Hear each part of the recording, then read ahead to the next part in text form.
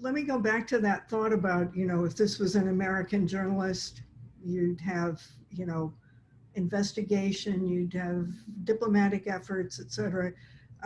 And there's, I think in the story, you talk about there's a military commander who does call back to that number that you guys got the phone call on, and that's it. That's all that ever happened, from the official side of Iraq. Were you, was the family trying to get the government to do anything? I mean, what sort of response was there? So that, when Kamaran called from captivity, it was obviously a surprise to us. We thought he was dead. So because Bidwa had recorded the phone call, we were able to take that recording straight to the commander and say, look, Kamaran's alive. He initially said, no, he's not. I was there. I was next to him. He died. He bled out in front of me. And so Bidwa played him the recording, and he goes, oh. And at that very moment, because Kamaran only called maybe 20 minutes earlier, they had the phone number of Kamaran's captors who wanted to speak to the Kurdish commander. They wanted to have, they had something of his, and so they had a strong negotiating stand. But he botched the negotiation because he's been a Peshmerga his whole life and knows how to fight and does not know how to negotiate. And so it was a botched negotiation. And then that phone number was then turned off and never turned back on again. We tried calling that number, multiple times the first day, multiple times the second day. And then as time went on, we call it once a week or once a day, once a week, once a month. We did coordinate a lot with Kurdish intelligence, who had spies inside of ISIS areas, but they were never able to locate or give us any useful intelligence on where Kamaran was. So there were efforts, and the family definitely pushed for that, but it came to nothing. Nothing useful came out of it. We have, I think, just a couple of minutes left here. I don't see any questions, but if anybody does want to chime in, hit the Q&A or chat button and let us know. And I just wanted to ask each of you, if you have a particular takeaway from this story, and about journalism, about war, about anything. I mean, what you worked on this for literally years, and I just wonder, what did it change about the way you think or the way you see the world, if anything?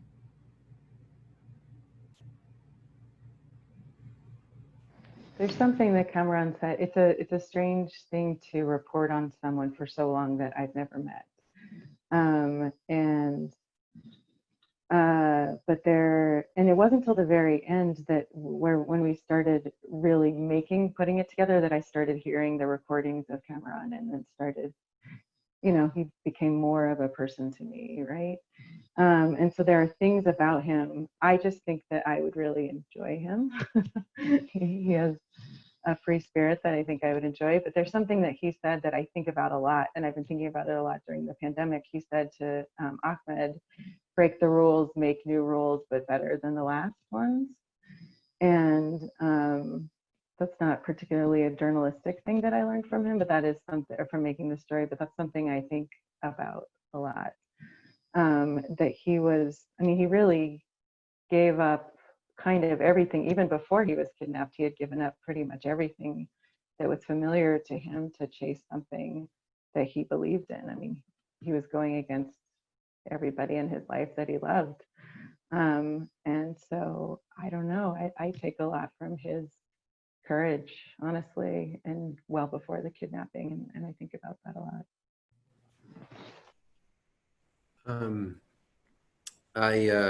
Being on this call, it just reminds me how great it is to work with these people. And so thank you for organizing this, because it really, when perspective shifts or something we talk about all the time at Rough Translation, but to hear Sebastian talk very movingly about how he was interested in watching his perspective rebalanced in a sense with the family's perspective and with people that were not him. And in some sense, I mean, working on this story was always an exercise in getting somebody else, you know, I think especially when a story is so important to, well, it's obviously so incredibly important to Sebastian, it came to be incredibly important to Karen.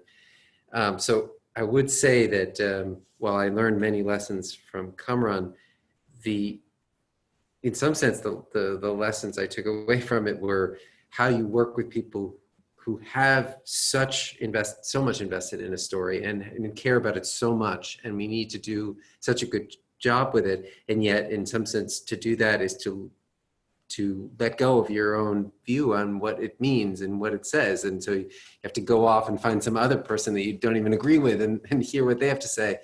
And, you know, that was an incredible journey that we took with these reporters. So, you know, I was incredibly grateful. Sebastian? I'm a little bit at a loss because it is so personal. What I will say, it's not necessarily a direct answer to your question, but in reporting a story that you are a character in, is a very complex role to play, and it really is a testament to Karen and to Gregory and to Marianne, and to Jess, if you're listening, Jess, if you're on this call,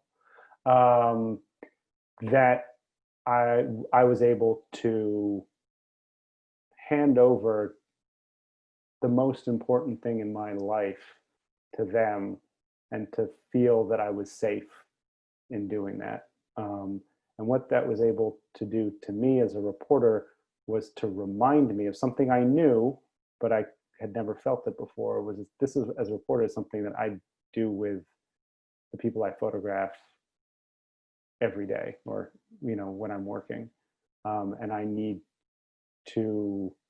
I could really feel what it was like to hand that over to somebody. And I need to remember as a reporter that people do that to me, and I need to really, really cherish that and take very, very good care of the subjects in my stories. Great. So it turns out we do have some more questions.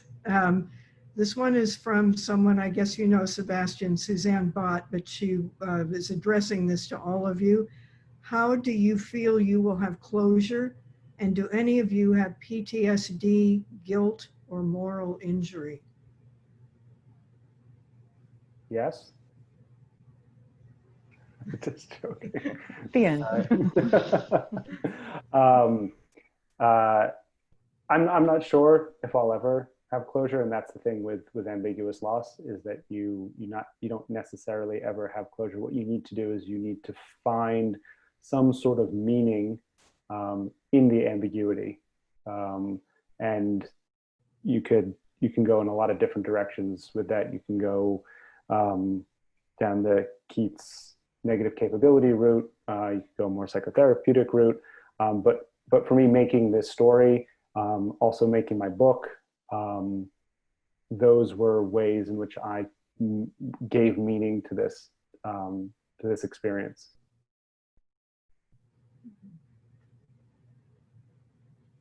Karen or Gregory, you want to add anything? I wouldn't say, I mean, obviously I didn't experience the things, so I definitely don't have PTSD about this particular story, but I did. And I don't know if I have guilt about it, but it was a really hard story to let go of when I was done, actually. I was staying in a cabin right after the story was over, and I made a little grave memorial for him on this mountain where I was staying. But to Sebastian's point of handing over a story like this, I felt an immense, like, this is way too strong of a word, but it felt sacred to be trusted with a story like this about someone who isn't alive to tell their own story. And also because, yeah. So for me, it's probably the this sounds so silly because like I don't know him and it didn't impact me personally, but it was one of the hardest stories to like be done with and move on.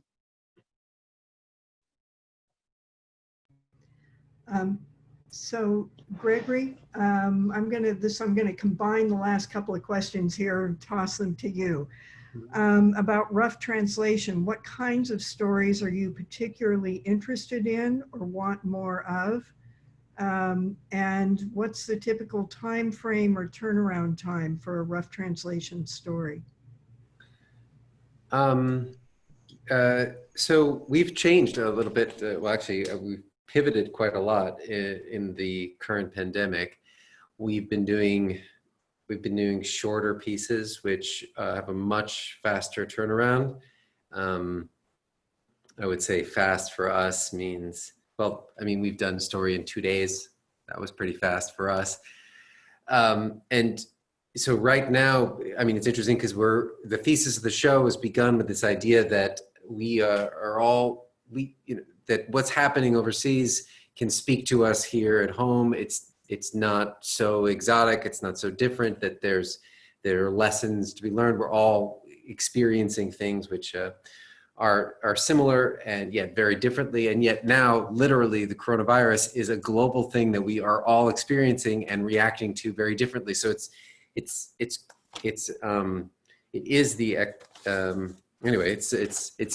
bearing out the thesis of the show, and so we're leaning into that moment. And then more recently, just the way in which the protest, the Black Lives Matter movement and protests over George Floyd's death have resonated around the world. And the conversations there have been not just about, oh, we're looking at the US, but we're also looking here at home. This means something very different around the world. So both of these very big stories are very rough translation stories, in the sense that traveling around the world gives us perspective, not just on that place, but on this thing that we're all experiencing.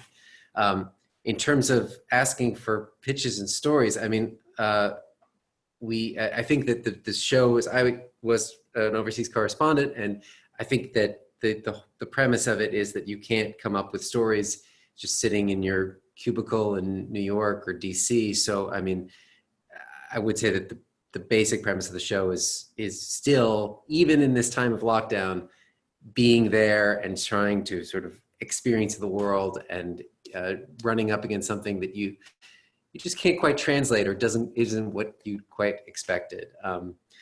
But characters who are overseas who we don't expect to hear from as well. Can I say one thing about working with rough translation? I was a freelancer for the first several years of my career, and I've only ever done long form narrative, and it's a strange thing to hand off your story to somebody. But if you're thinking of pitching them, I would say, and I would say this if Gregory was not on the call, but Gregory and Marianne are some of the best listeners as editors that I've ever worked with, which is huge. They take a lot of time and effort and care to really hear what your version of the story is. And as obsessed as you are with the story, they get equally obsessed with it in a way that's really gratifying. So if you're thinking of pitching rough translation, I'm just saying you should. I'm really grateful that this particular story ended up with them. Great. Well, thank you all three. And I think this seems, yeah, the moment.